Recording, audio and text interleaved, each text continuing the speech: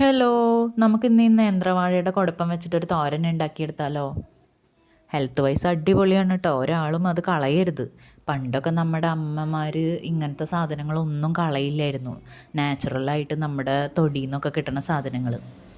ഇപ്പം നമ്മളങ്ങനെ ഈ വക സാധനങ്ങളൊന്നും തിരിഞ്ഞു നോക്കാറ് പോലും ഉണ്ടാവില്ല അല്ലേ? ഞങ്ങൾ തൃശ്ശൂർക്കാർ ഇതിനെ കുടപ്പൻ എന്നാട്ടോ പറയുക. നിങ്ങളുടെ നാട്ടിൽ എന്താ പറയുക? അപ്പോൾ നമുക്ക് കുടപ്പൻ തോരൻ ഉണ്ടാക്കിയാലോ? ഇച്ചിരി മഞ്ഞൾപ്പൊടി, ഇച്ചിരി ഉപ്പ്, പിന്നെ ചെറിയൊരു സവോള കുനുകുനാന്നരിഞ്ഞതും കുറച്ച് നാടൻ പച്ചമുളകും, അതിൻ്റെ കൂടെ കുറച്ചധികം വെളിച്ചെണ്ണ. കൊളസ്ട്രോൾ ഉണ്ടെങ്കിൽ ഇത്ര അധികം വെളിച്ചെണ്ണയൊന്നും യൂസ് ചെയ്യണ്ട കേട്ടോ. വെളിച്ചെണ്ണ കൂടുമ്പോൾ കുറച്ച് ടേസ്റ്റും കൂടും. എല്ലാം കൂടി മിക്സ് ചെയ്ത് കുറച്ച് കറിവേപ്പിലയും കൂടി ഇട്ട് വയ്ക്കുക. പിന്നെ എവിടെന്നെങ്കിലും ഒരു പാൻ തപ്പിപ്പിടിച്ചെടുത്ത് അതിലേക്ക് കുറച്ച് ഓയിലിട്ട് ചൂടാവുമ്പോൾ കുറച്ച് കടുകൊക്കെ ഇട്ട് അതിലേക്ക് ആ മിക്സും കൂടി ഇട്ട് ഒരു 5 മിനിറ്റ് ജസ്റ്റ് ഒന്ന് ഇളക്കി കൊടുക്കാം.